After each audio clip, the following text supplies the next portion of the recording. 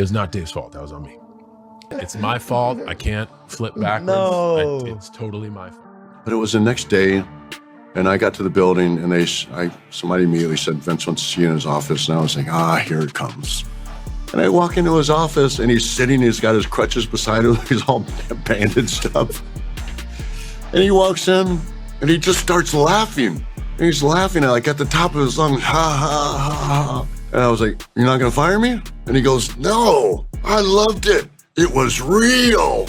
It was so great, and it was real, and nobody knew what was gonna happen, but he loved it. Vince was furious. And before everything went sideways, before the chaos and the injuries and the screaming in earpieces, there was something genuinely exciting about this night. The Save Mart Center in Fresno, California was packed. The crowd was loud. The energy was electric. January 30th, 2005 was supposed to be the night WWE handed its future to two young stars and walked away clean. Everything was mapped out to the last second. Every moment had been planned, rehearsed, and approved. This was supposed to be a flawless coronation. Instead, it became one of the most brutal and chaotic nights in wrestling history. If you are into these real, behind-the-curtain wrestling stories, hit the hype feature and give this video some hype so more fans can find it. Here is the dark truth behind Royal Rumble 2005. A night where corporate rigidity, a total failure of planning, and one man's refusal to accept his own physical limits turned a scripted handoff into a live emergency broadcast. To understand exactly how it all unraveled, we are counting down the 5 key players who either caused the collapse, lived through it, or in one extraordinary case, physically destroyed themselves trying to stop it. We go from number 5 all the way down to number 1. And trust us, by the time we get to number 1, your jaw will be on the floor. Number 5, the machine that could not bend. Long before a single wrestler stepped through that curtain in Fresno, the pressure inside WWE was already immense. This was the brand extension era. Raw and SmackDown operated as 2 separate programs with their own rosters, their own general managers, their own referees, and their own culture. Most of the time, they did not even interact. The Royal Rumble was the one night per year where those 2 worlds collided in the same ring, and that made the stakes enormous. The industry was changing. The names that had built WWE into a global phenomenon, the Rocks and the Stone Colds of the world, were stepping aside. The company needed new stars at the top, not next year, now. The 2005 Royal Rumble was supposed to be the night that transition happened officially. Batista, the powerhouse of the Evolution stable, was positioned to win the match in headline WrestleMania 21 against Triple H. At the same time, John Cena, known to fans as the Doctor of Thugonomics, was set to begin a parallel rise on SmackDown. 2 brands, 2 new faces, 1 perfect night. The problem was that this machine was built on control, on precision, on every single part doing exactly what it was supposed to do at exactly the right moment with 0 deviation. The brand split had created walls between the 2 shows. Referees followed brand-specific rules. Producers communicated in their own channels. Authority figures operated in their own bubble. There was enormous pressure to execute without error, but almost no infrastructure in place to handle it if something went wrong. Think about what that actually means on a practical level. You have 2 rosters who barely interact. You have 2 sets of officials trained in slightly different ways. You have communication channels that run parallel rather than together. And you have a live television window that does not stop for anyone. If the show hits a wall, there is no pause button. There is no timeout. The broadcast keeps going regardless of what is happening behind the curtain. The plan was ironclad, and ironclad things shatter when they hit the floor. Number 4, the 1 in a million botch. The scripted finish for the Royal Rumble was clean and simple. After nearly an hour of action and 30 participants, only Batista and John Cena would remain. Batista would attempt his signature finishing move, the Batista Bomb. Cena would try to fight out of it. Batista would overpower him, throw him over the top rope, and stand alone in the ring as the winner of the 2005 Royal Rumble. Simple, dominant, exactly the image WWE wanted to project. What actually happened was something else entirely. Batista had scored 6 eliminations throughout the match. By the time he and Cena were the last two men standing, his body was running on empty. He was visibly exhausted, breathing hard. When he lifted Cena up for what was supposed to be the final elimination of the night, his center of gravity shifted at exactly the wrong moment. He lost his footing. His grip on the top rope gave out. Instead of staying in the ring after launching Cena over the side, Batista's own momentum pulled him backwards. Cena's weight, combined with what may have been a hard shot Batista took earlier in the exchange, carried both men toward the ropes together. They went over as one. Both men hit the floor at the exact same millisecond. Frame-by-frame analysis of the footage confirms it. The timing was so precise that it would have been nearly impossible to rehearse. 1 second the coronation was happening. The next, it was gone. There was no winner. There was no clean moment. There was just stunned silence. 2 exhausted men outside the ring, and millions of fans watching at home, wondering if this was planned.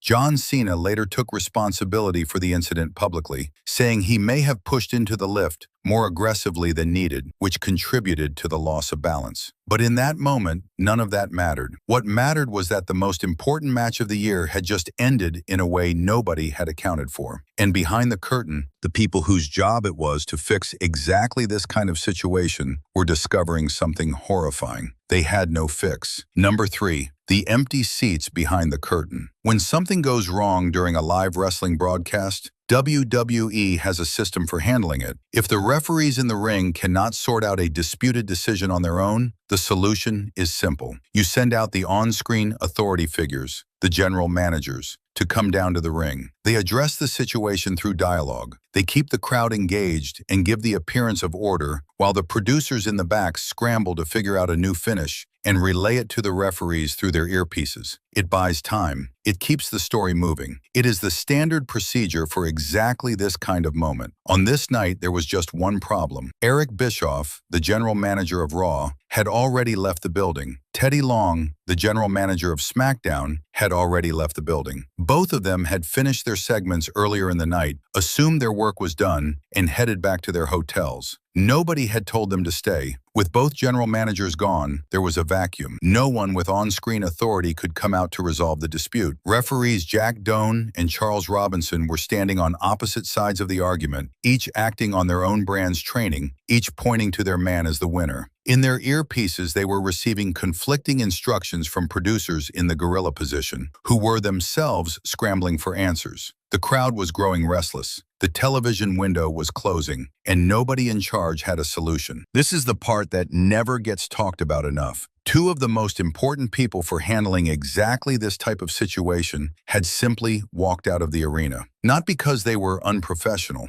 but because a culture of siloed communication meant no one had thought to keep them on standby. No one had said, "Stay close tonight just in case." That one missing instruction, that one simple conversation that never happened, is what opened the door for everything that followed. The machine had no contingency plan because the machine had never considered needing one. Failure was not in the script. And now that failure had arrived, the absence of those 2 general managers had left a gaping hole in the only real solution. Somebody needed to come out and take control of this situation, and there was exactly one person left who was willing to do that. Number 2, the panic behind the curtain. The gorilla position is the staging area directly behind the entrance curtain. It is where the show's producers stand and manage everything during a live event. They watch the monitors. They talk to the referees. They coordinate every second of the broadcast in real time. On a normal night, this is a calm and professional operation. Nothing gets done on a WWE broadcast without it passing through the gorilla position. On this night, it had fallen apart completely. Bruce Pritchard and Pat Patterson were watching the monitors and trying to figure out what to do.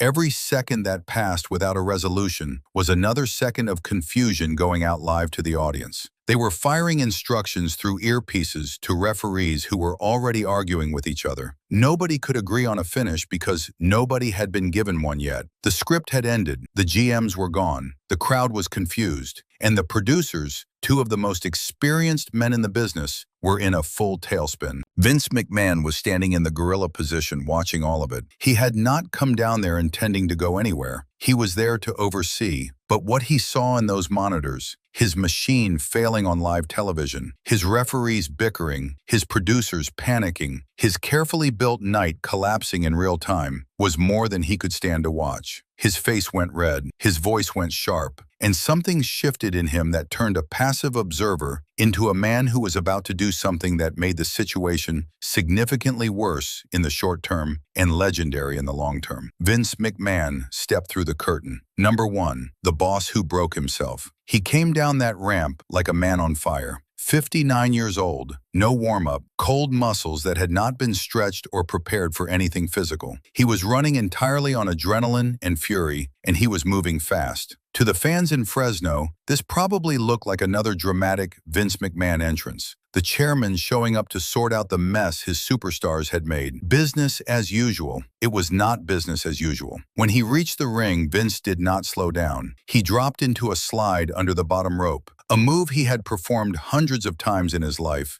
The moment his knees made contact with the edge of the apron, the impact was catastrophic. The sudden, explosive force traveled straight through his quadriceps tendons. His right quad tore, completely, gone in a single moment of contact. People standing near the ring heard the sound. Vince felt it too, but he was so flooded with adrenaline, so driven by the need to control what was happening in that ring, that he refused to acknowledge it. Instead, he tried to stand. He pushed down with everything he had, trying to rise to his feet and take charge of the situation. That effort tore his left quad as well. Both quadriceps tendons severed, both legs useless. The mechanism that allows a human being to stand and walk, gone in a matter of seconds. Vince McMahon, the man who had built WWE with sheer willpower and an iron refusal to show weakness, could not get up off the floor of his own ring. He did not scream. He did not grab at his legs. He did not show the pain on his face, at least not in the way you would expect. He simply fell back onto the canvas and sat there, leaning against the ropes, staring out at the ring from the mat. From where the fans were sitting, it looked like a power move. It looked like the Mad King was so disgusted with what had happened that he refused to dignify the moment by standing. A character beat, a choice. It was not a choice. He physically could not move. And yet, from that position, Vince McMahon ran the match. He growled at the referees from the canvas, his voice somewhere between agony and executive command. He demanded they restart. The producers in the back relayed the same message through the earpieces. The referees, terrified of getting it wrong and terrified of the man sitting in front of them, received the order from two directions simultaneously. Batista stood nearby, fully convinced he was about to be fired. Cena waited for instruction. The audience held its breath, and the chairman of WWE, unable to stand, unable to walk, and running on nothing but ego and adrenaline, called the shot from the mat. The match restarted. Batista hit a spinebuster. He eliminated Cena. He was declared the winner. Pyro finally erupted, late and rushed, but it came. The coronation had happened. Not the way anyone planned, not the way anyone rehearsed, not on schedule, and not with any dignity, but it happened. Then came the most extraordinary exit in wrestling history. Vince McMahon refused a stretcher. He refused all help. Driven by the same pride that had made him run down that ramp in the first place, he insisted on leaving the ring under his own power. He rolled out. He dragged himself toward the back. His knees could not lock. His legs had nothing left in them. He used the hallway walls for support, shouting at medical staff to stay back, refusing to let anyone see him as anything other than the man in charge. The second he passed through the gorilla position curtain and was out of public view, he collapsed. He was rushed immediately for emergency surgery. The recovery took the better part of a year. Now here's the part that changes everything. Days after Royal Rumble 2005, Batista was called into Vince McMahon's office. He walked in, expecting to be terminated. What he found was McMahon on crutches, laughing about the whole thing. Vince loved it. He believed the chaos, the tie, the confusion, the restart, all of it had generated more genuine excitement and buzz than any scripted finish ever could have. And in the long run, he was not wrong about that. The confusion of the tie actually helped build Batista and Cena as equals in the eyes of the audience. It made them look like two men on the exact same level heading into their respective title runs at WrestleMania 21. That accidental shared history between them would eventually lead to a headline match at WrestleMania 26, 5 years later. A match that many fans believe would not have carried nearly the same weight without what happened on this night in Fresno. The show survived. The moment became legendary. Both men became generational stars. But the dark truth of Royal Rumble 2005 is what it revealed beneath the surface. A machine so rigid it had no room for error. General managers who left early because nobody told them to stay. Producers with no backup plan. A culture so locked into the idea of never showing weakness that the chairman of the company tore both his legs rather than accept help. The botch became a blessing, yes, but only because they were lucky enough for both men to hit the floor at the exact same second. 1 millisecond either way, and the whole story ends differently. No legendary restart, no shared history, just a messy finish nobody remembers. The show must go on. That is the philosophy. Always has been in every era of this business. But sometimes the show surviving has a cost that the cameras never quite capture and the highlight reels never show. If you enjoyed this one, drop a comment below and tell us which part of this night shocked you the most. Like the video, subscribe to the channel, and we will see you in the next one.